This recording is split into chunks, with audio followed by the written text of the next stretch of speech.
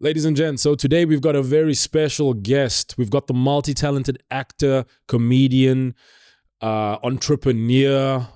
What am I forgetting, my brother? Is there anything you don't do? I'm a multi-award-winning. Multi-award-winning, forgive me. Multi-award-winning, humble. The most humble man I know. Entertainer-preneur. Yeah. Love it. Thank you for joining me. I'd like to cheers with you. I know you don't drink. Brother. For as long as I've known you, you don't drink alcohol, but I've never cheersed Cheers. with alcohol in a glass with you. So cheers. Man. Thanks for joining me. Thanks for having me. Fair, my brother. So where do we start? I think I'd like to get to like the beginning of it all. Like, where did it start for you? I mean, I always think that I've been in this industry for a very long time, but then I think of you and you've like doubled that. Like, I've been in it for 14 years. I think you're like in it for what, 30? 30. Don't say if you think. Damn. You know exactly how long I've been in this thing. I've been in the industry for 30 years. Okay. Started as a 9-year-old traveling the world of Les Mis. And I've just been growing and learning and evolving and taking chances and taking leaps. And I think I just haven't been scared to fail. I think today I was running 21 kilometers and I was going to say, you came here straight from the two oceans. Yeah, and at no moment did I ever think I was going to fail. It wouldn't be possible. Like, you didn't walk for one moment. Like, no, like I had shin splints. It was sore, but I knew if I stopped, I was in trouble. What was your training like for the two oceans? I didn't train a single day. But one thing that I knew as I was in it, I was like, you're great. And there's no way you will stop. And there's no way you will not finish. And that's that humility you spoke of. No, that's not the humility. That is the strength of the mind. Love it. I just think, I don't think enough of, I was listening to you speak earlier, I just don't think enough of us people of color have been trained to have such belief. Yeah. Because I think a lot of us people of color are treading water. Try make an important decision while you're drowning. Your only flipping thought is to survive. Yeah. So if you're busy struggling to eat, struggling to feed your kids, and someone's going, why are you littering? What the fuck, I'm trying to feed my kids, bro. I don't give a fuck about litter. Yeah. You're drowning, you're trying to feed your kids. Animals, poor animals. I'm vegan. Vegans are foot, man. So I think for me, a lot of us people of color, a lot of us, we're loud, we're in your face, but I don't think we've been programmed to have this confidence because I don't think we're programmed to think that far. Do you think we programmed to be too polite or to not shake the... Yes, but I do think, we have so many things that we have to achieve that are around us. We have to feed the kids, pay school fees, I owned, like I saw what my mother earned what my mother earned. What? How did she do what she did? How much was it? I remember how much my dad earned. My dad was 11. 11,000? 11, my dad, at one point. Okay. My dad was 3,000 a month. Chums? With 4 kids. 11,000? Yeah. I would not get out of my house for 11,000. Yeah. I, as Siv Ngesi, if someone offered me 15,000 a day, I said, no, I'd rather scratch my balls at home. Yes. Do you know what I mean? Like, yeah. I'd rather sit scratch. But like, our parents have gone through so much that my only regret about my mother, I have 3 regrets about my mother. My mom who passed away. Yeah. One, I wish I had seen her as a human. Because I think we idolize our parents so much that we don't see them as human. Like connect, be vulnerable with each other. That when she makes a mistake, it's not she's a human. She's a person. Not my mother. She's just a person. 2, I wish I had seen her with my kids. I don't have any kids, right? And then I wish I had stopped planning and I just did. Wish I would just gone, Mom, let's go for that cruise.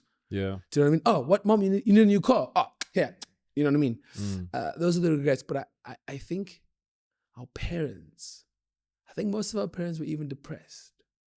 But couldn't show it? Just didn't know how. But I think they had to feed us. Mm. You know what I mean? Someone said depression is a luxury. I don't believe that's true. But I do believe people of color in South Africa, depression was a luxury. Like what? Oh, what? You're crying. What? Kids get to eat. Yeah. I find my mom's the same. You're not allowed to. Like if you're depressed for what? Like get up, go to work. Different. Yeah. Yeah, they're different. So for me, I was lucky enough that I was raised in a household, and then I had a lot of white influence.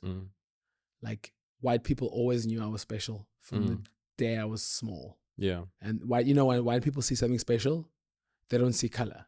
Were you exposed to white people because of the high schools you went to, or because you entered drama at such a young age? Primary school. Oh, which one? I went to Pinelands North, and then I went to preschool in Springfield. Okay. You were allowed to go to preschool if you had a sister there. Okay. So I had that, and my mother from an early age was like, steal every positive thing from white people. Steal every positive thing. Take all the good. Yeah. And leave the bed. You must wash. My mom used to go that. They don't wash, these white people. They don't wash. But you must wash. But take all the positives. You know? But no, it's been fascinating, and it's definitely... Did you feel like you were a spy in that way? Like just gathering intel on the inside, the things that you wanted to use for yourself, and the rest you can I'm obsessed with excellence. I'm absolutely obsessed with excellence. Yeah. So like I wanted to just absorb excellence as much as possible from an early age. Yeah. And Arnold Schwarzenegger has a documentary, and he said, the day my mother died, I realized all I needed was her approval. If you would have asked me when my mother died, I would have told you I wanted her to be proud of me. Nobody. I needed her to tell me I was great. And now that she's gone, it's weird, man, because like I don't achieve for myself. It's difficult to achieve for self, because I think without my mother, I'm lost. I'm still lost to this day. It's been 2 years. And I think it's like now I'm having to learn to achieve. For example, today, I did 21. I got the medal. I can't even tell you where it is. I've done it. Let's move. So who do you do it for now? Is that what you're figuring out? That's the hard part. Okay. I don't know who I'm doing it for anymore. I think now I want to show the world how great I am. And a lot of the times I want them to dislike me for it. Because if they like me for it, that means I'm not working hard enough. Because if everyone loves you, you're doing nothing with your life. What guy do you know who's successful that everyone loves? Yeah. Name one person in the world who is successful that everyone loves. But Khamosas who are doing nothing with their lives are usually loved by all. It's great. It's great. If everyone loves you, it's fokol gedoen. Because we've had this conversation before. Like, I mean, I feel like in South Africa, there's two camps. There's no in-between when it comes to you. Either you love Siv or you hate Siv. And that's how I am like anal sex, caviar, sushi, and intestines. No one says, I don't mind in there. I don't mind. I don't mind sushi. You either love sushi or you hate it. You love intestines or you hate it. You love anal sex or you hate it. There's no middle ground. Me, if you are unsure of me, you don't know me well enough. That's what I've learned to know as well. Because I've known you for 14 years now, since I've started in this game. And with you, what people don't realize is that you actually, they might label you as like, you are a white lover, you're more with the white people, but knowing you and like getting to spend time with you, you speak every single culture's language, not literally, but like every culture's language in South Africa you speak. You connect with the Jewish people, you connect with the Muslim people, you connect with the coloreds, with the blacks, with the whites. You are actually more diverse than what people give you credit for. Yeah, I think, it goes like, I did the roast of Minnie Dlamini, and they climbed into me, which I knew they would make fun of me the most. And I remember sitting there and they were roasting me, and I knew it was coming and I could take it. I was like, this is nothing. But then I realized in the moment, I didn't realize, I've always known, is that, oh man, they're sheep. And I'm a lion. Like, they're not built to like me. Yeah. Pigeons don't love eagles. And eagles fly way above them. Yeah. Lions do what the fuck they want. And there's a power that goes along with that you have, is like, someone that's truly powerful knows when to utilize that power. Like, you can physically take on a lot of people. Anyone that was probably on that stage at the Minnie Dlamini roast. I actually told them. I told them at the end. You can fuck them all up. I said, I can fuck you all up. I got more money than you. I have more international gigs than you. And I'll be more relevant longer than all of you will be. Yeah. And they all went, agreed. You see, but there's a power also in restraint, knowing that you can do it, but you're not going to do it. But I think, for me, my only ambition in life I think if you ask anyone, what is bigger, Siv's ego or his heart? And the day they say my ego is bigger than my heart is the day I'll reevaluate everything. Because you could never deny my heart. My heart is the most powerful thing that I have. I think some women will think my penis is, but that's not powerful at all compared to my heart and my ego. But I want to change the world, bro. Yeah. And I think no one has changed the world and not take risks. No one has changed the world and not be disliked. They hated Ali, chums. They hated Mandela. They called him a terrorist. Yeah. They hated Siya Kolisi, even though you act like you liked them. You called him a kafir just now. Do you know what I mean? Like, Facts. no one who's great, no one who's doing great things is ever 100% liked. The day I die, it can be tomorrow, it can be the next day. You will remember the good that I did. And you'll remember the lives that I changed. Will you have liked me? No, you don't have to like me, dog. Like, for example, people who say I'm a coconut.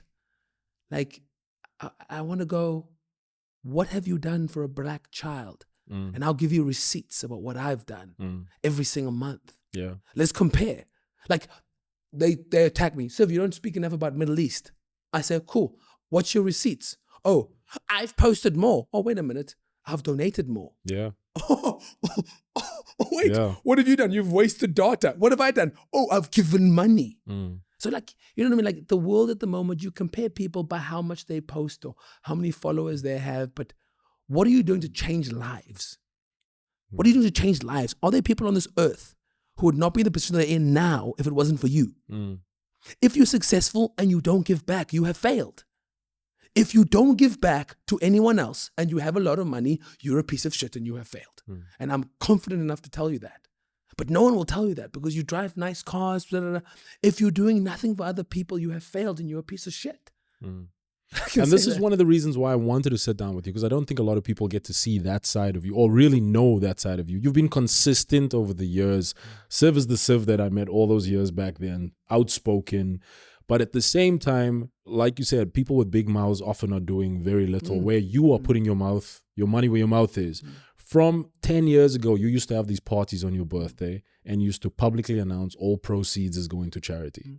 You know, and I think you still do things every year. You've got a factory coming in for sanitary pads, for sanitary towels and sanitary pads for women at what is it? I'm building a sanitary pad in the northern suburbs in August, July. Yeah, to be able to release the country's cheapest sanitary pad. At the moment, I have a sanitary pad charity. We do 560,000 sanitary pads every single month to young girls. I have 56,000 girls on my books, 150 sanitary pad dispensaries that distribute sanitary pads every month. But I'm going to change the world. Yeah. They'll remember my name. And there's like, I've noticed there's like a natural affinity, especially for women. Like it's the sanitary pads, factories, the GBV, things that you stand with, that you're always very vocal about. Like, what is it that makes you so, or have such a high affinity with women? I know you were raised by your mom. So I was raised by my dad was around. They were married, but I think my biggest force was my mother. My mother was an absolute beast. I was raised very, very female-led household. But I think in practical terms, if you help a woman, you help 4 or 5 people at the same time. You don't just help one person, because if you give a woman 10 rand, she's not spending 10 rand on herself only, you know? And 60% of kids in this flipping country don't have a male on their birth certificate, right? So 60% of people are single mothers. Are those the stats? Yeah, 60% of women, 60% of kids in South Africa don't have a father on their birth certificate. Yeah. So in other words, if I'm helping a woman, I'm helping not just one, up to 4 people. So for me, I have a thing. For example, I have a thing against indignity and injustice. I have a thing against. I will fight if there's one white person in the room and there's 100 black people attacking him. I'll fight for him. That's something I wanted to touch on. You seem to be very like affiliated with the voiceless. Yeah. That's what actually what I wanted to say. No. Like you've got this thing with wanting to give voice to the voiceless. Yeah. I don't care. I don't care who it is. If there's an injustice that I see, and I can tell you now, I've never said this on air, but I am willing to die helping someone. And one day, if someone stabs me in the neck while I'm trying to break up something or do something, you can use this clip. I'm willing to die fighting injustices. I really am. And I say that it's so people think that's so cliche, but like I'm not suicidal, nothing close to it. But I definitely preferred living in this world over my mother being in this world. Do you know what I mean? Like, and my mother would cry at my funeral if she was alive, but she would have gone, he died doing what he loves doing, and that is speaking for the people who can't speak, you know? And that's, I just hate injustices, and I hate people being mistreated, and it comes at a price, and I'm willing to pay. Is that why you're such an avid supporter of the ANC? I think the ANC is the diabolical disgrace of incompetence. Okay. And what happens when you rest in your laurels, and how embarrassing they are. Like, I can remember as a kid running around with vote for Nelson Mandela posters. I remember. First time I voted for Thabo Mbeki. I had dinner with Thabo Mbeki a few months ago, and even he said how bad the ANC is. And then as much as I hate incompetence, and I hate arrogance of incompetence. And I think people call me arrogant, but I think the reason why I always call myself not arrogant is because arrogant people put themselves before others at all times. That doesn't describe me. I'm cocky, I'm outspoken, but I'm definitely not arrogant. The ANC for me depicts arrogance. Like, for me, if you're arrogant, at least produce the goods, Chief. Like, it's like when a guy says, "Oh, girl, come over to my place. I want to show you what I can do." And then he opens quick. You know what I mean? You know what I mean? If you're gonna talk back, produce the goods. And they're not producing the goods. Yeah, fair enough. Is there anyone that you do support? Is that something you'd prefer not to talk about? So for me, I'm unapologetically pro Mmusi Maimane. Mmusi Maimane is one of my closest friends. A good guy. Close as heck. He's my brother. I'm biased as hell. He emceed my mother's funeral, like the saddest moment of my life, and the only person I could see up there is him or me. You know what I mean? I'm literally, I babysit, you know, the son, I take him to, you know, soccer practice, and we speak every single day. And here's a moment with Musi, like after the roast, he called me. He was like, "Are you okay? Are you okay? Because I don't think that's not in your class. You're bigger than that." You know, he was like, "That's for has-beens. You're not a has-been." You know, so he's relevant, compassionate individual. Love him to bits, and I feel like there's a big role to play in SA politics for him. For you? For him. For him. No. Would you ever? I'll never do politics. I'm too non-biased. Okay. Me, if they had a comrade who's stealing, I'll pimp him. Tamsangma stealing here. Tamsangma, where do you get that car, Tamsangma? Tamsangma, you stole. And I'll pimp him. That's why they would kill me in politics. And the roast of Minnie Dlamini, I think this episode will air after that comes out. Do you want to talk about that? Like, I mean, anything that you'd like to say? How did it go? Do you feel like as a Cape Townian artist you were targeted up there? Because I know the dynamic between Cape Town. I was targeted A because I'm from Cape Town, and B because I'm successful as fuck, and you know, and I make more money than all of them, and I'm more successful than all of them. So like, it's definitely a reason. I knew I was going to get attacked the most. I knew. They called me gay, called me a coconut. There's a lot of weird things that I was like, okay, I don't mind being called gay. Like, and funny thing, I didn't defend myself once about my sexuality. Yeah, because it's tricky. If you do defend yourself, you are saying that if calling me gay, if that's the best you can do is call me gay. Chief, nothing's wrong with people being gay. Freddie Mercury was gay. He's the greatest artist of all time. It's like Beyonce.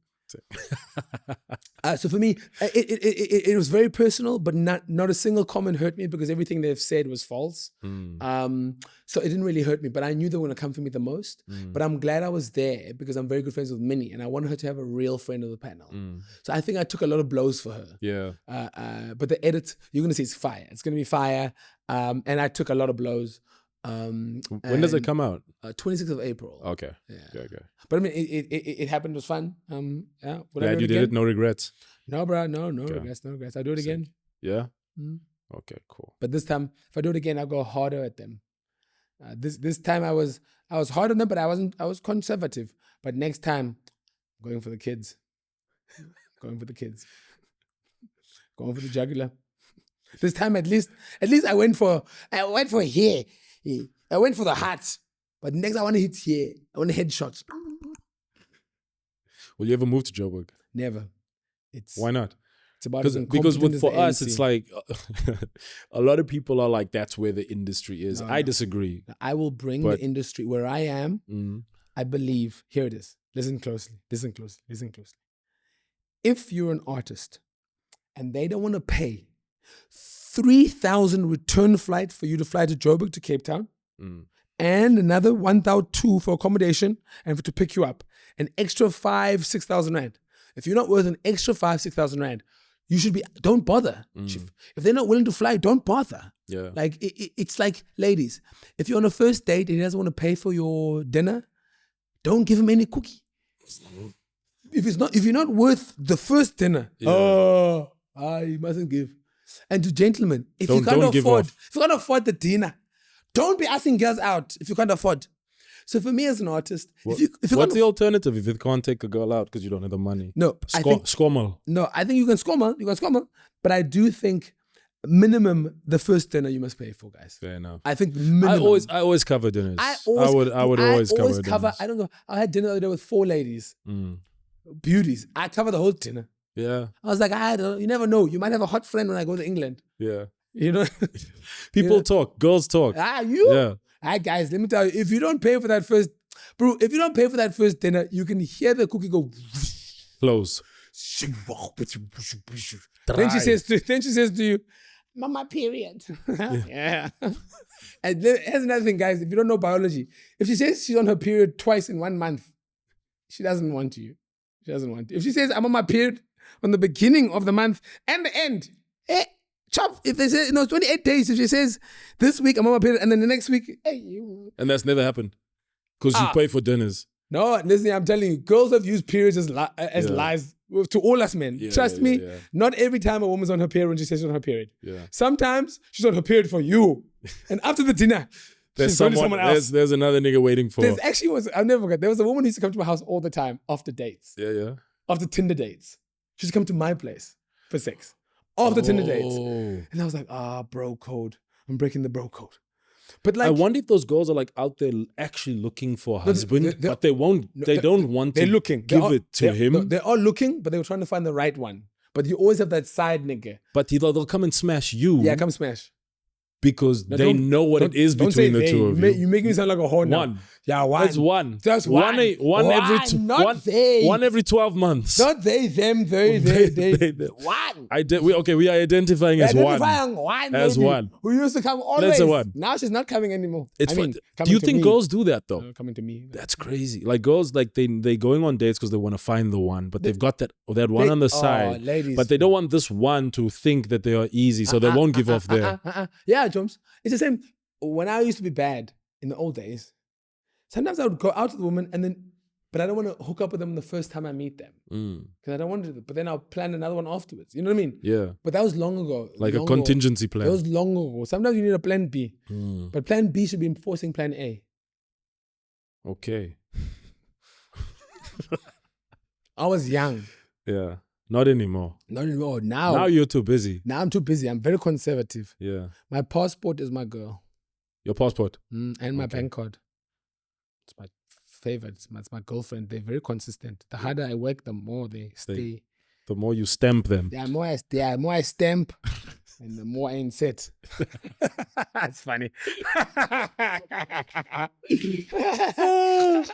I love it. So, bro, yeah, me and you, we just got off a show together. I don't know if we can talk about it yet, but it was nice to finally get to work with you, I think. Was that our first time working together on something? Which is crazy, actually. It was. I remember seeing you for the very first time on a soccer show. League of Glory 2010. I was dying to be an actor then. You have nice. no idea the desire I had. I was watching that and I was like, yo, I think I was maybe still studying or something. And I was like, to be these guys, to have the opportunity to be on screen. And I looked up to you guys and I would see you out in the streets and you didn't really know me yet. But I'd be I met you at Touch shit. Rugby. Yeah. Yeah. And then I met you at Touch Rugby. We were playing once. And I remember you telling me, give it 3 years. I don't know if you remember that. You were like, give it 3 years because I was just starting out in the game. Remember, it was, I know exactly what it was. There was the hockey posts and then there was the goal post and we were walking here in the middle there. Yeah. I remember exactly what it was. Crazy. Pinelands High. Yeah. And yeah, at Pinelands High, we were playing touch rugby. We had a mutual friend in, what's his name? Ezra. Ezra. Yeah. And that I always think back to that because that was pretty good advice because it's like if nothing's happening in fucking 3 years, you may as well just, I guess, go If you're taking her out for dinner for 3 years and she gives you nothing, nothing's gonna happen. Yeah. It doesn't matter how often you pay for dinner. Yeah. So that always kind of stuck with me. Give it 3 years, see if something happens. And I mean, here we are. And now we finally worked together this year on a project that's coming out at the end of the year. You know, this industry, if anyone's listening and you want advice about this industry, it's like a treadmill. And if you're running on a treadmill and you suddenly stop, what happens? You're going to fall off. Yeah. Sometimes you have to push the pace and sometimes you're going to turn the pace down. Sometimes you have to just walk. Sometimes it's an incline and you're just going to walk slowly. The worst thing you can do is stop. Yeah. The worst thing, I've been struggling with imposter syndrome for the last few months and doubt. You still have that? I still do. People would never say. That's none of their business. Yeah. But do you know why it becomes more difficult now? It's because in the olden days, I used to go for a job, not get it. I won't see it. Now I said, Heart of the Hunter. I went for Heart of the Hunter. I went for the lead. Oh, it's out right now. Down for the last That's two Connie people. Ferguson's new project. Down to the last two people, right? Didn't get it. And the person who got it is the perfect guy for it. Yeah. But for the last 2.5 months, that's all I have seen on television. That's all I've seen on social media. Every corner I turn, every billboard I go to, it's there. We have way too much access to our failures. Yeah. Right? So now, 4 or 5 projects I've done, I see it everywhere. Similar to how we have too much access to our exes, too much access to women. It's all on social media continuously. It's tough. It's in your face all the time. A girl you used to be with, now you see her every single day. You see that she's married, you see that she's happy.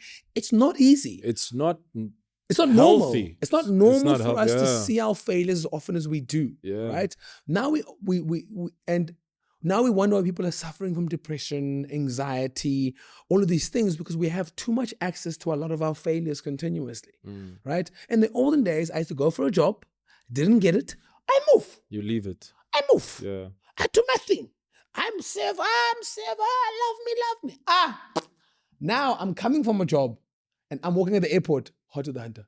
I didn't get that one. I didn't get that one. I didn't get that one. I didn't get that one. I'm useless. Should I be here? I'm useless. Yeah. It's part of it. So I suffer from that. I suffer from that continuously. But I think it's about learning the process of getting over it. But do you think there's a power to confronting that trauma? Because nowadays we move on so quickly because we justify why we didn't get it. Like I caught myself doing it the other day with and it's kind of valid why I didn't get this role, but like that Fatal Seduction. I went for that as well. I was up for that. Yeah. The guy that, Khomotso Christopher plays the wife that gets with this younger guy. And then I saw who the guy was that got it. I think he's great for the role. He's a good looking boy. He killed the role. And I went for like 2 or 3 auditions for that. And they held me on standby for 3 months. And I couldn't understand why I didn't get this role. But then I found out on the 3rd month that Khomotso Christopher's playing that mother. It would have been kind of too soon after Legacy because she played my mother on Legacy. And now I'm smashing mom on this new show. Too soon for the SA audience. Yeah. So for me, I know that, like, it's so funny. I got a note recently that I'm too confident in audition rooms. It's like, but what did they want you? They want you to be the struggling artist. Yeah. They said, you're too American. You're too American. And I said to them, no. What you're not seeing, it's not arrogance or confidence. What you're seeing is, I come from a sporting background. If it's time to work, I'm clicked, I'm ready from the time that I leave home. But what is it about our casting directors that wants you to be so? They want you to be in makars. Please give I me. think it's South African directors. I think South You African can't be too confident. I think South African directors have insecurities as well, like every human does. To work with you. I think there's insecurities. I think they want to be able to know that they can work with you. You know, I think a lot of, but I can say it now, my pro and con is that I have a personal brand. Yeah. My personal brand is quite in your face and quite loud and quite opinionated. So you see him and you're like, wow, it's cool, but can I work with him? Is he, can I play with him? I just got to get better at showing them that I'm willing. Like you I'm are humble directable. I'm directable and I'm willing. So it's always a learning lesson and learning curve. And I don't mind being told and learning. So I call the casting directors, bro. I tell them, ask them, what did I do wrong? Tell me what I did wrong. Tell me where I can improve. Tell me what, and I'm all, and I think you take your craft very seriously. Yes, I do. I definitely do. But people are seeing the personality of Siv and not understanding the artist that is Siv. So the personality Siv, he's his own thing. But the artist of Siv, I'm there to work, man. I'm there to work. You know what I mean? It's not like when a porn star gets home to the wife, he does these porn star things. You know, when he gets to the wife, he's a husband. Yeah. You know, when he's doing the things. So there's different sides to us. And I think in South Africa, I don't think they're used to having actors having power. They don't want us to have power, is what I find. They don't want us to have this. They don't. Because for me, I don't mind saying no to this. Yeah. I go, man, keep your money. Bro. Over here, you have to choose. Either like you become a celebrity and a personality who gets money, or you are an actor and you get taken seriously as an actor and you broke. Lieve ma, jy is my beste maatjie. Jy is die snaakste mens wat ek ken in die hele wêreld. Ek smaal oor wanneer ons saam speel. Maar my gunsteling is wanneer ons make-up opsit. Partykeer maak ek my kwaad, maar is okay. Niemand is perfek nie. Wanneer ek ouer word, wil ek mooi wees soos jy. Geluk by ma se verjaarsdag.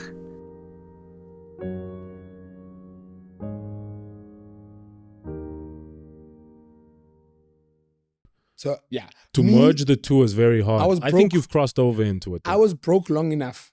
Yeah. I refuse. I don't want to be rich, but I never want to budget. So if I want to wake up and I want to buy a new car, I want to buy a new car. If I want to buy chappies downstairs, I want to buy chappies. Yeah. Anything I want to be able to buy when I want it. I don't want to plan. I watched my mother plan for money. I watched her calculate for far too long with money, and I don't want to budget. Do you think that there are like powers that be in our industry and they deliberately want to keep us kind of powerless so they can control you? We spoke about this with like, there is a certain elite, and this is maybe going to get me into trouble, and I'm actually starting on a CakeNet show next month, but there's the Afrikaans community, for example, controls the narrative of the colored community's material that is being put out. I've always worded that. I think what lacks, especially with colored, we don't own shit. So we don't want colored content at the moment. No one owns anything. Name how many colored producers there are out there. How many? How many do you know that own our story? Yeah, own your stories. But what happens is that you go to these Afrikaans things and there's like, cool, nice, what a great movie. What the Saint Osterfeer? Then they go, put your hands together for I never get invited to this shit. I'm there. They invite me there because I'm one of them, the Afrikaners. Yeah. They call me. Then the producers, all the big powers, white Afrikaans. Yeah. Then maybe a colored director.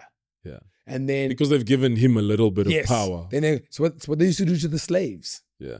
They used to go, come inside. Come in the house. You stand. Then he would be like, hey, check your dumb darky. But just because you're inside, what makes you better? You know what I mean? Yeah. So I do think a lot of colored people need to. So I'm not the only one seeing this. You do see this. This is I've been talking to them for years about it. Black people as well. I'll be honest. But when you go to Joburg, that's what I love about Joburg. You see black people owning black content. Yeah. You know, like their production companies are making bank owning their stories. So for me, an incredible, unbelievable producer is Layla Swart. You know, Layla Layla dominates. She's making incredible content with Jamil and other producers, directors. We just gotta own the narrative. Yeah. Like for me, I ain't scared. I ain't scared of no one. I ain't scared of no one. If you tell me you want to work with me, I will own you one day. Like if you're a director and you have an issue with me, one day I will own your content. One day I will hire you, and you know it. You're watching this. If you don't like me, I will. For example, I'll give you a great example. I wanted to study so bad. I want to study overseas. My mother wanted to put a bond, whatever. And I was like, Mom, I won't do this to you. That's fine. I'll be successful without studying. Just study what? Acting. Drama. Okay. Didn't study, whatever. But I used to go to UCT, go to the practicals, take all the information. But to them, I was never good enough. To the UCT students, never good enough. I always felt subordinate to them. Always. Yeah. Always. And then one day I was like, okay. I was like, I'm going to hire all of you. You will work for me. My name will be above yours. Because you produce theater shows now. It's going to say Siv Ngesi presenting. Yeah. I will be the top name. It doesn't get higher than me. Yeah. Like, even if we're doing Shakespeare, they're not going to go Shakespeare brought to you by Siv. No, they're going to say Siv Ngesi presents, right? Yeah. So I've done 2 main novellas. I've got Amadeus now that I'm producing. That's running right now. Yeah, Amadeus is running now. Just did a 6-week run in Joburg. Yeah. A theater in the Bay. Now we've come to Peter Turin. I booked tickets for next Tuesday. Yeah. Yeah. So I produced that. I can tell you, the people on that stage are more talented than me. But I'm the money. I'm the money.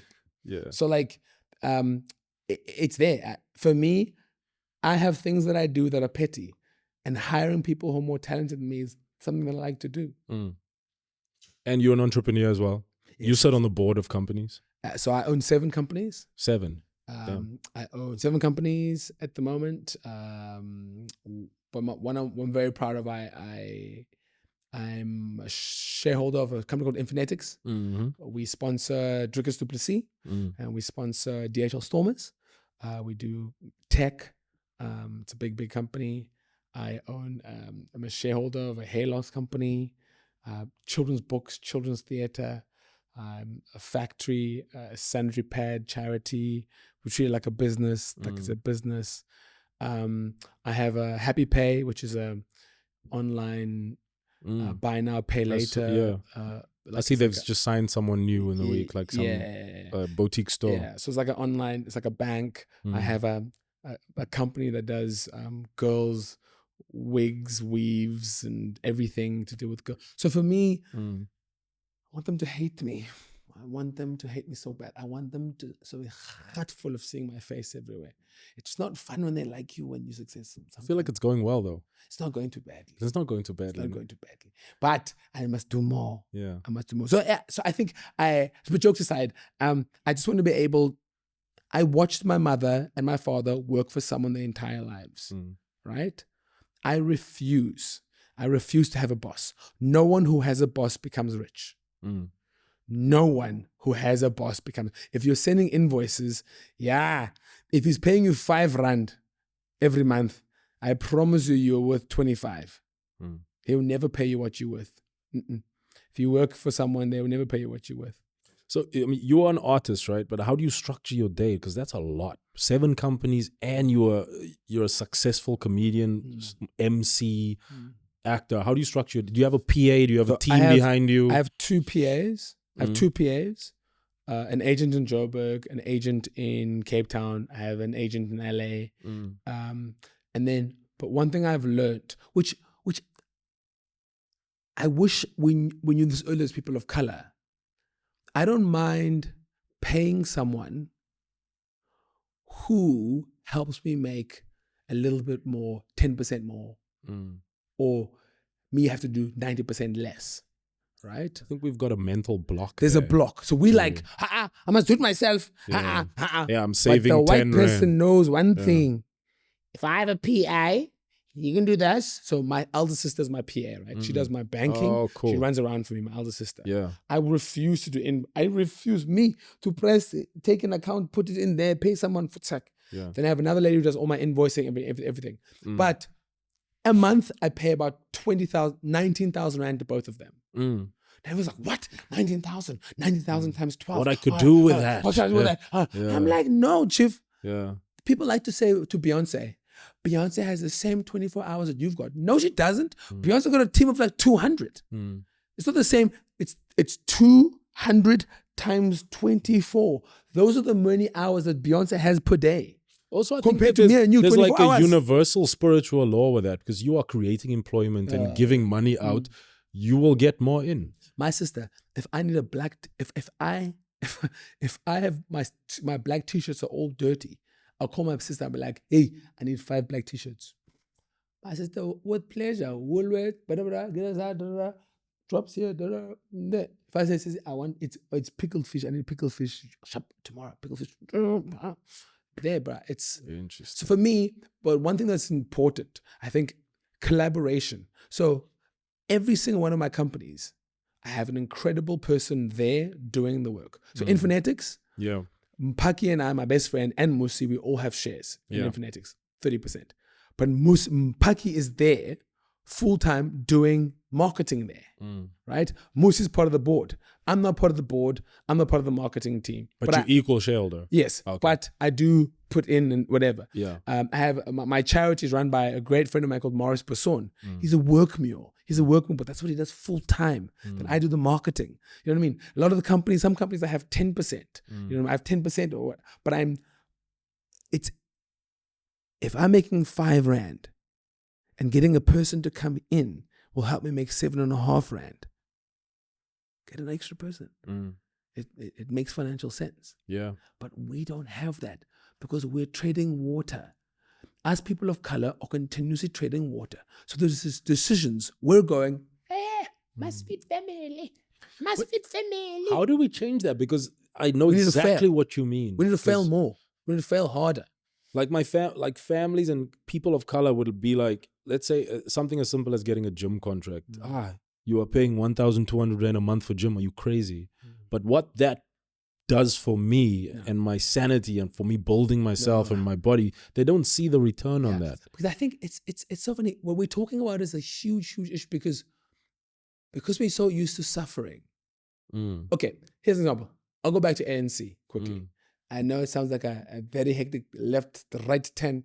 Go for it. So ANC, here's the analogy. ANC were a bunch of guys and women who were built for fighting. So they were pit bulls, built for fighting. That's all they did is fight. When the fight ended, you can't take that pit bull and put him in the house to take care of the kids. Because that pit bull only knows one thing, and that is to fight. What we should have done is have these pit bulls and then golden retrievers and Alsatians. Like the Mandelas were the golden retrievers and the Alsatians. But they were so old. So they only, too late. But now we're run by people who are built to flipping kill and fight. Now you want them to come into the house and take care of the kids. No, they're built to kill, right? Now we, as people of color, continuously were built, we were struggling continuously and we were fighting. Now you want us to go, things have changed. Let's move forward. Let's look for like I tweeted something the other day. I said, it should be compulsory for kids to learn how to swim. Black people, what money? That's ridiculous. But black kids are dying left, right, and center in flipping water that's up to here. But if it's not free, take it out of your pocket and put the money in. Unfortunately, we have to. That's an investment. Because then you're crying at the funeral. But no swimming lessons. Yeah. So it's those kind of things. Like even a swimming lesson is expensive. But I promise you, you'd rather pay that than be crying at your kid's funeral. So back to the ANC thing. The ANC thing, for me, I think, unfortunately, for us people of color, we spend so much time fighting and struggling, that even if you gave a poor person 1 million rand, he would fuck it up. He wouldn't know what to do with it. Because we are operating on old data. Yeah, old data. We are programmed with the past. And we're flipping trading water. Yeah. The other day, my friend of mine was struggling. He was doing badly. So he sat with me, telling me about his problems. I said to him, here's 6,000 rand. I said to him, here's 6,000 rand. Don't make important decisions while you're struggling and you're trading water. There's nothing you're going to. Imagine someone's outside busy drowning and you go, 5 times 7. What an easy sentence. But if you're drowning, you don't care about 5 times tables. You just want to survive. And I think a lot of us are just surviving. Yeah. That's why an ANC member can give a loaf of bread and maize meal to a family in a rural area, and that all they think of is like, that fed my kids for 2 weeks. Yeah. The ANC deserves my vote. But if they already had food and they had maize meal and they had running water, and they had everything they needed, you can't give them maize meal. Keep them stupid. Keep them hungry. Because then when you come and feed them, it's true. That's another reason. For example, like that Stockholm syndrome type of yeah. vibe. Have you ever like met a woman who has daddy issues? Yeah. Right? They latch on the most. They latch. So if you give them anything that seems like the dad, you've won. That's so crazy. It's a psychological warfare. The guys, whole thing. Not me. I've heard. Yeah. I've heard. Not me neither. No, me too. I've heard. Yeah. This is what happened.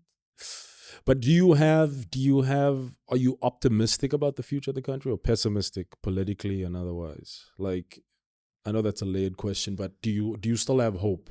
Okay, so here it is. If you have a gigantic house and it's made out of wood and the wood is rotting and there's termites, what do? Do you sit and hope? Do you sit and hope that it gets better? Or do you go in and take the termites out, spray the place, fix the areas that need fixing? But if the wife of the house is going, no, things are fine, we don't have a problem, and the husband's going, we're in such trouble, we need to fix it. If they don't come together, and she's like, no, don't touch the kitchen, it's my favorite kitchen, but you can see the whole thing's been eaten. But we all as a country need to come together, knocking out the termites, the rotten pieces of wood, and work together as a country. I don't think it's too late. I do think ANC will get another term with the next election, because it's coming up now. I don't think our country will survive with them getting another term after this next term. I don't think we'll survive another 8. Is it 8? 8 years. Yeah. I don't think we'll survive another 8 of them. I think we can survive another 4. But I think the next 8, I think it'll go into coalition politics. And in European countries, so the European countries change their government every year, every 2 with coalition politics. Yeah, that causes gag. But now you want the party that freed us to come together with an EFF and Mkhonto weSizwe, who are both pro taking away farms. And I'm not saying that, I'm not disputing, but I'm saying you're taking the land back without to the westernized world. That's what we're putting forward. Hey, I think in May the rand-dollar exchange is going to go to hell, and the pound's going to go to hell. So all I'm saying is that I think we just got to unite and fix the problems and get the cack out. Yeah. Like, for example, if you saw there was 10 apples and one of them was rotten, are you going to go, they look so good together, let's just leave it there and see what happens? No, you're going to get the rotten apple out. Yeah, throw it out of there. Yeah, so, bro, where to next? Where to next? Because I know you've had certain, like you said, you have an agent in LA. We've met up in LA before when I was living there. You've never particularly expressed too much interest to want to actually move down there on a full-time basis. No. Or do you still have any inspirations to... Not to move there. But you want to do Hollywood productions, and you've done Hollywood productions. I have too many things cooking for me to move everything, you know? Yeah. And I want a child, Shov. I want a child. I want to be a dad. Oh, you want to be a dad? Yeah, I want to be a dad. Okay. You want to be a married dad, or like have a child with someone you trust? I will never get married. Okay, cool. Seems like the worst idea in the world. Yeah. But I definitely want to have someone and have a child with someone. Girl or boy? I want to be a girl dad. I don't want boys. How many? I just want healthy. If I have a healthy 1, if I have healthy 2. But one thing I want to be a father, man. It's my calling. Yeah. My biggest calling in the world is to be a father. Yeah. And you see that happening in South Africa, not abroad. Yeah. I still want my kids to be raised here. Okay, cool. I get that. When I was in LA, like I will say, there was something about American kids or Californian kids where I knew that if I was going to settle down in America, my kids are going to be cunts. I'm probably not going to like them. Yeah, I'm not going to like my children. You're going to move them. That's how I knew LA wasn't for me anymore, because I couldn't start a family. No. I want to be a father. I want to be a father.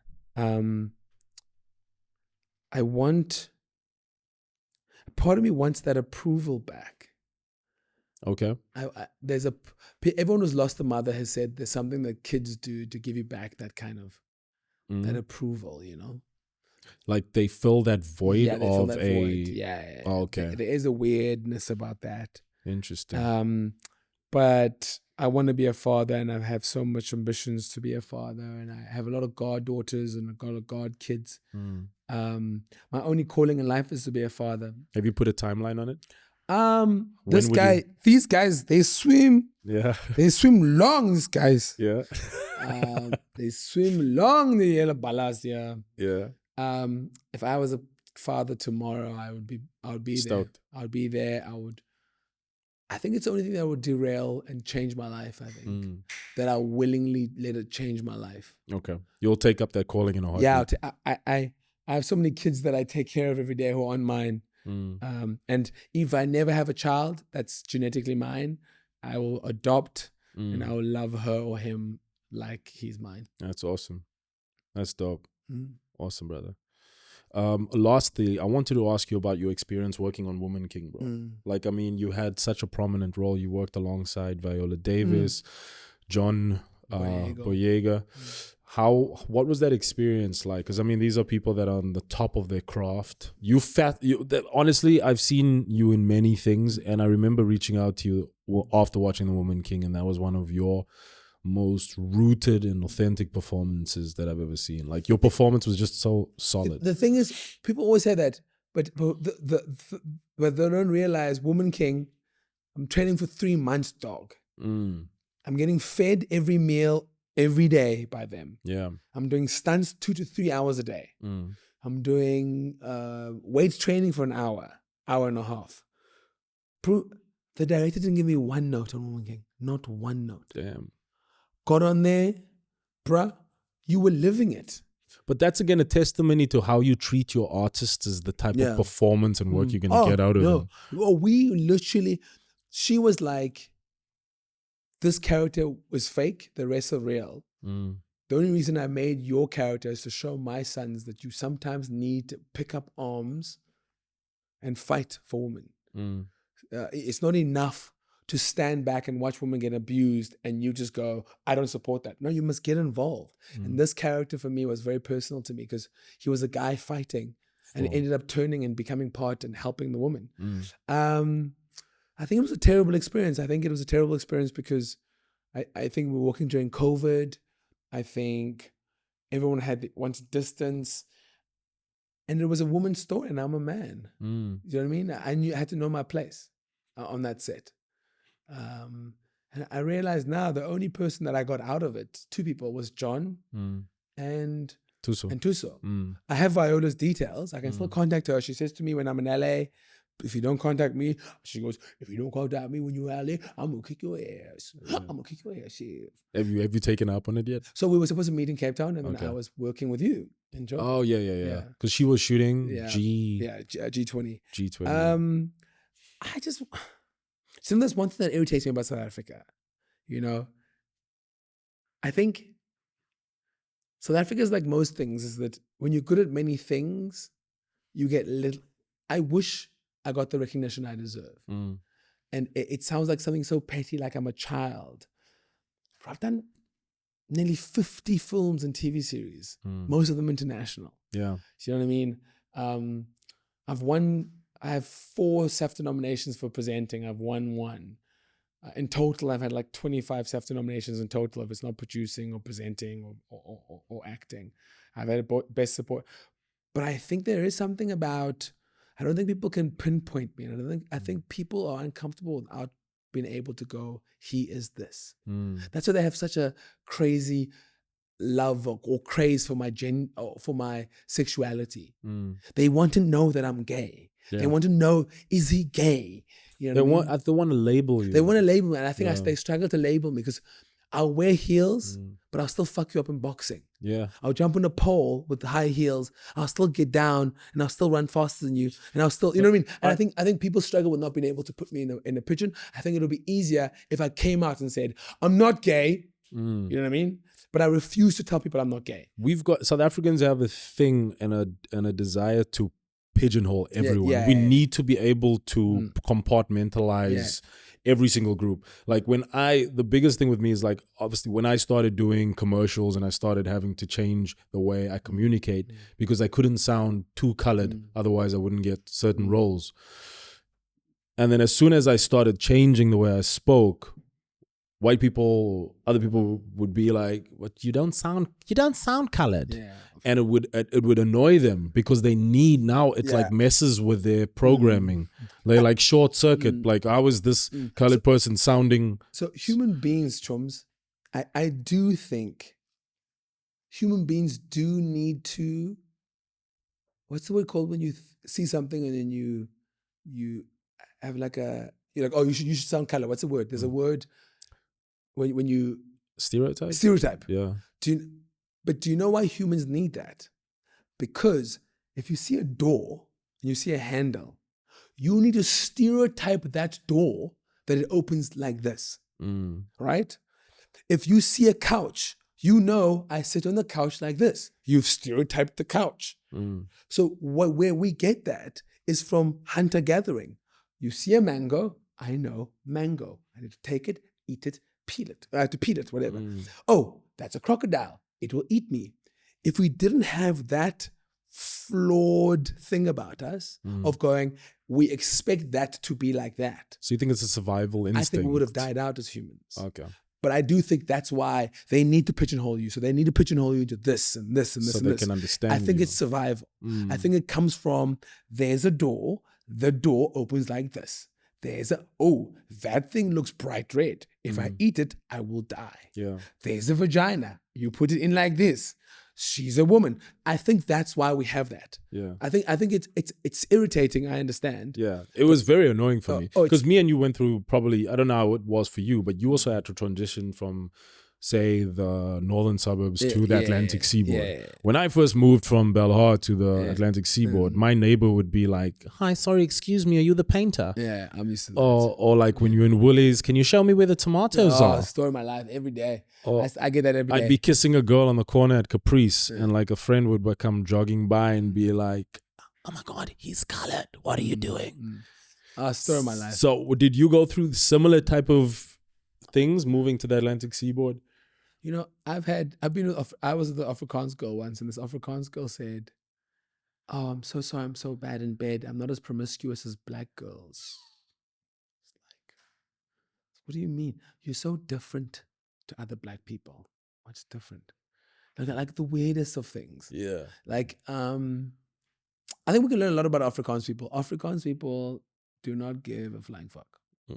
An Afrikaans person can be successful. Rassie has been playing rugby for decades. He still sounds like he came off the flipping blast. Yeah. Do you know what I mean? There is a thing about them that Tyler sounds like, let's be honest. What the heck? Tyler sounds like, it's hard to describe because even for me, her accent is pretty jarring. Yeah. I'm not used to it. Like she's more like Joburg. Yes, Joburg. I would rather go, awe. Yeah. I'm used to that. But Tyler's accent What the heck? Tyler speaks like she could murder me. Yeah. Like, it's definitely. But I love that she's owned it. I love that about her. She just like doesn't give a shit. I love that about her. But I Yeah. do think us humans need to be able to find someone and put them in a pigeonhole because that's how we'll be able to deal with them. Yeah. I think in the olden days, if there was a guy, you met them, you were in your kraal and a guy came in and you go, oh, he's this, you have to be able to put them in pigeonhole. I think that's what we have as humans. Oh, how to tie shoelaces. I've been mesmerized. My niece is 6-7 years old. And I said to her, your shoelaces are untied. And she's like, I don't know how to do it. My brain was like, what? Shoelaces, something so simple. Like, but you realize that it's a thing. Yeah. It's a knot. It's a particular knot. And once you get it, you find it for the rest of your life. But kids, you have to teach them how to tie their knots. Yeah. It's like a weird, things you don't think of. Which shows that everything I think goes back to programming. Like it's not these people who have said these things to us in the Atlantic Seaboard's fault. It's like their programming from back then that is kind of stuck with them by their need to be able to label something. That's why for me, I love kids. Because I've had to get over myself very quickly and not be a victim to it. Like laugh it off and move on and keep doing well. So for me, if you notice, I'm not a kind of guy who fights racism. I don't even notice that. Actually, I'm not a guy. I'm not like the Joyce floor. That I didn't post a single thing on that. Do you know why? You didn't change your profile picture to black. Nah, that's just. Just. Do you know why? My mentality is, what? You don't want to interact with me because I have more melanin in my skin. And you're going to miss out on this greatness because of my color of my skin. That sounds like a you thing. You problem. Yeah. You know what? Yeah. That's my mentality. So when I walk into a room and I can feel there's resentment towards me, I'm like, you know, me. Do you know how amazing I am? Yeah. You just missed out. It's like someone who's starving in the middle of nowhere, or they thirst in the middle of the desert, and I give them a flipping water to drink, and they're like, "Oh, I don't drink water. I'd rather starve. I'd rather die of thirst." What? So that's why I've got no time for racists. Yeah. Like I don't have mood people for. I don't mood a person for racism because my eyes would be like, "Oh, you don't want to meet? Oh, because of this that was made because I came from Africa, and you're from Europe, and you're telling me that you must fuck off." Do you know what I mean? That's always confused me. But you're also like, you're a 38, 39-year-old black male that has been traveling the world since you were 9 years old. Don't you think that has kind of also Since like given you the confidence since you were six, exposure to the world where... If I can give... Because people who discriminate based on skin color are very closed-minded. They haven't really seen much in the world. They haven't really been places. Any advice to anyone, travel. Make mistakes. Yeah. Travel, see the world. That money you're going to buy bottle service. Put it down, save it, and travel the world. If you are successful and you're not traveling and you're not giving to other people, bro, you haven't seen the world. Someone said the other day, I don't travel, I can watch it on TV. Oh, that's like saying, I don't want to have sex, I'll just watch porn. Enjoy, Chommy, enjoy. Travel. That's a good point. Make mistakes and travel. Favorite place in the world that you've been to? Walked out of Cuba airport, I cried. Really? Cuba, Havana. But isn't it wild that the places that they put the most degraded emphasis on, unbelievable, they want you to think of it as shitty, to not go there, is the place that you found to be the best. Cuba, unbelievable. Cuba's unbelievable. Why did they give it such negative press then? Communism, that whole thing. Yeah. I love Vietnam. I loved New York. I mean, I just love to travel, man. I love being a nothing and a no one in the middle of nowhere. I just came from Cambodia, which is incredible. Wow. Amazing. I did Egypt. Got to the pyramids and I cried. The pyramids are bigger than anything I've ever seen in my life. It is just, there's no way to describe how humans did that. Do you think humans built it? I don't really believe in the other cuck, but I just think a lot of slaves built it. Yeah. I don't think they'll ever build it now because it's very difficult. HR will be very, people are dying. You must pay the family.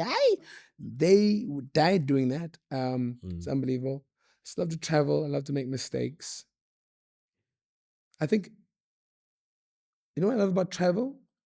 I can make mistakes and apologize. I won't be cancelled. Do you know the whole thing about cancel culture? You know what cancel culture has done? When we were younger, I would mess up. You would take me aside and go, Siv, you messed up. Do better. Then I'm like, I got to do better. And then you interact with that, and then you hold me accountable, and then we improve.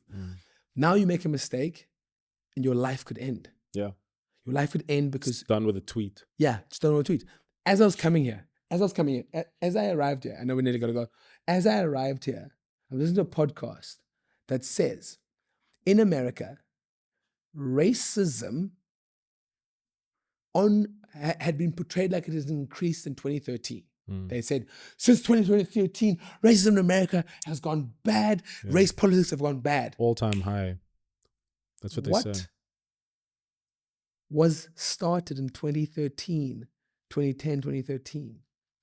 Two things. The smartphone and social media. Yeah. So 2013, 2022, people, they were doing stats, whatever. They were like, oh, race is good. Oh, interracial dating, doing well. 2013 had the same study. Racism is on an all-time high.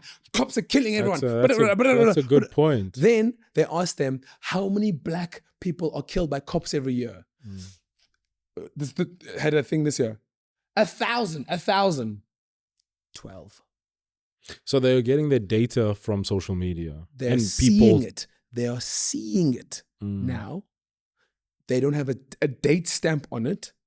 And now you think people hate each other more because now we're engaging on this platform that there's no faces. When in actual fact, it's gotten a whole lot better. But actually, obviously, it has gone a lot better. Yeah. And social media, that's what has changed. I wish I didn't like it so much. I wish I didn't make so much money off it. Yeah. I wish I could go off. Because now, like I see a woman there, and then I'll be in the DMs. I'll see something I failed at. I'll see someone's life. I'll see someone's body, but I should look better. It's just comparison after comparison after comparison after comparison after comparison. The human brain is not built for such rejection or such rejection so often. It's not built to be able to take in so much negativity. How do you mitigate that though? Because I mean, we are all susceptible to it now. We're so far in. No. How do you mitigate because I do it too. You can't help but compare yourself to someone who's doing better than you. Compare myself. It's just how do you pull yourself away from it? I know you're a very sober-minded person. So you don't drink, you don't smoke. I'll give you an example. Heart of the Hunter. When I felt jealous, I felt hurt that one day, the whole week, the whole month. So what I do, I screen grabbed the poster, posted it on my Insta stories. Congratulations to this great cast. I can't wait to watch this. What a talented bunch of individuals. Look at this. And so you flow affinity towards it. I went and I just gave them all the love. Interesting. I gave them all the love. And now I do it all the things I haven't gotten. Great performance. That's powerful. I'll call the actors. I'll be like, wow, what a great performance. Great job, dog, man. Loving your work. Put the phone down.